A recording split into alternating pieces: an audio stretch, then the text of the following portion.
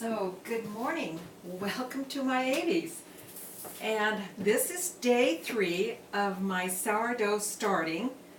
And I'm trying to be held responsible for doing this right.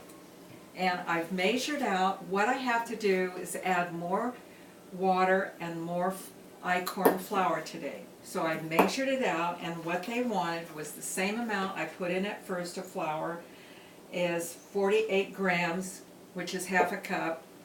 And this time they wanted 2 tablespoons of warm water, and that's 2 tablespoons is 30 grams of water.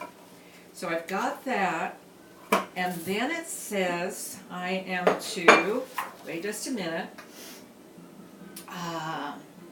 make the little sticky ball again and transfer to a clean container. So when I get it out of this, I'm going to wash this back up again. I've got some soapy water over there waiting for it, and then I'll put it back in. Some say you should cover the container with a cotton towel so the starter is able to catch wild yeast in your home.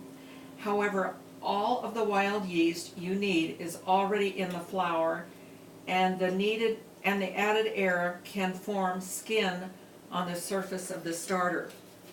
And actually it's said to, wait just a minute, I want to get it. It's said to take a fork and skim off any of the gray stuff. Well, actually, I don't see much gray stuff on mine, so I don't, and it said sort of discard it. Somehow I don't see it, so I'm just going to get it out of here. Let's see. Okay, I think what I'll do, it said to add the water first. I want to make sure it's not too hot. I don't think it is. So the water's going in. I'm putting that in. I think what I'll do, while that is sort of diluted it, I think I can get it out easier at that point. And then I'll add the flour to it.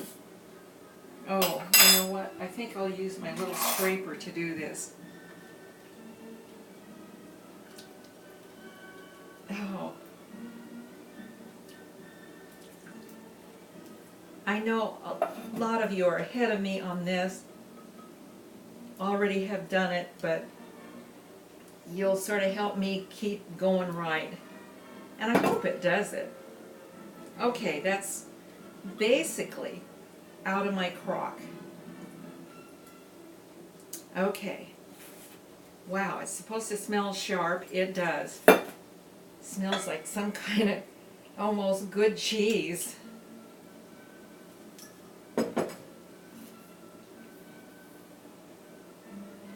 Okay. Now that's just going to sit there real quick while I wash this up.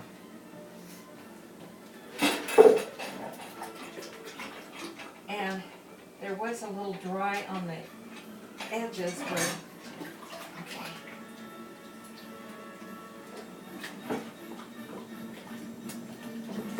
This has been a busy morning. I've made some butter. I've got some eggs ready that I want to ferment. Oh, I want to. And my groceries are all put away.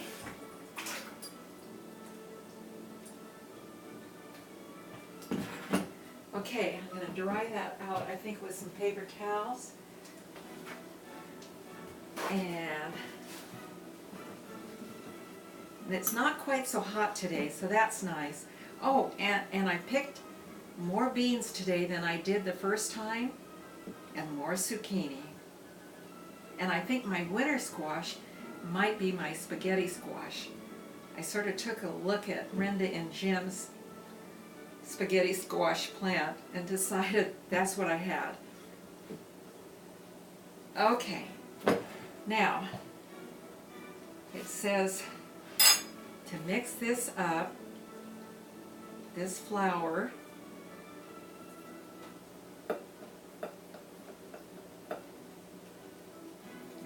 water.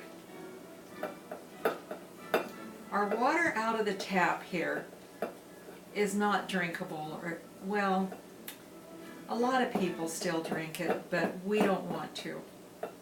And by the way, people, and it used to be that way, they put the chlorine in the water, and you could take your water and let it sit for about an hour and it would go out. But they don't use that product anymore.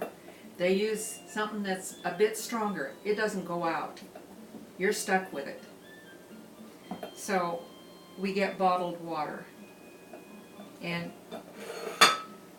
I suppose if we had a nice filter, and I do have one filter that I use out of, but most of it is bottled water. Okay, it says to dust your hands. I don't know why I'm doing this to form it in a, you know what? I'm just not. It's going to stick to my hands. I've got a nice round ball in here that I mixed with my spatula. I don't know if you can see it, but it's in there. Okay, so down it goes, and this is where my batteries ran out before as I plopped it in here. That shouldn't happen today.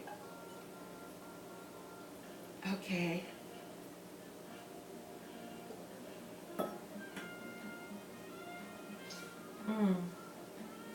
It doesn't stay in a ball when it gets in there.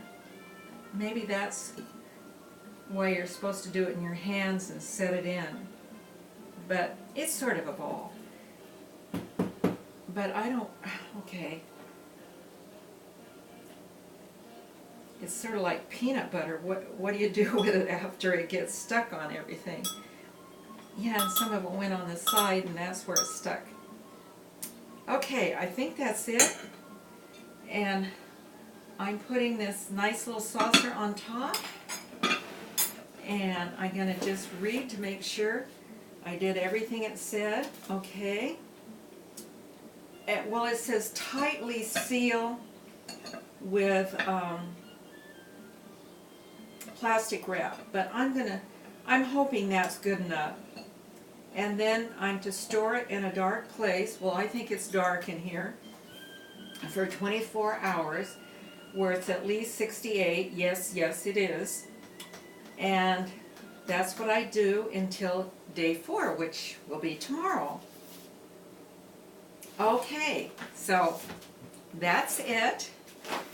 And I told you about my father and his cars. Well, a month ago, when it was near Mother's Day, I told you about my grandmother's. Well, I'm going to give a little bit of time for my grandfather. And so I got it over there. I'm just going to read it to you before I stop. So bear with me. And actually, when I wrote this, I wrote it about my grandfather and my brother. But I'll just read about my grandfather. But I'll start out where it talks about the two. 2 men in my past helped color my present with many bright hues. People I would still love to have in my future, but it was not meant to be. The men were my grandfather, Marcus Robbins McKinney, and my brother, Michael Robbins McKinney. Due to the early death of my mother's father, my father's father was the only grandfather I knew, and we were quite close, even though I was a girl. He disliked many women, claiming they were bitches. I was determined at a young age never to become a bitch. I didn't know what it meant, but I didn't want to be one. I hope I made that. My grandfather was known for his honest word and helping hand. My grandfather was also an alcoholic. He would stay sober for long periods of time, and then he would fall off the wagon for a binge. I never saw my grandfather drunk. His marriage ended in divorce. He lost jobs, and eventually he died of cirrhosis of the liver. I loved him. The day I caught my first fish, Grandpa was there helping me catch that big fat catfish. He lived in a small house next to ours, and when I was allowed to spend a night at Grandpa's, he encouraged me in my first cooking ventures. In his little kitchen, I made my first pie. Liverwurst is associated with memories of my grandfather. It was one of his favorite foods. "Marianne, come and have lunch with me. I have some fresh liverwurst and we'll have a feast, the two of us," he would invite. We sat down to crackers or bread spread thick with round slices of liverwurst. Grandpa drank his with coffee that I loved the smell of but didn't like the bitter taste. I had ice cold milk instead that tasted colder at his house, and we talked of his world and mine. Liverwurst comes wrapped for me in my grandfather's love. My grandfather died the year I was 11. Among his other attributes, he died a successful and good grandfather.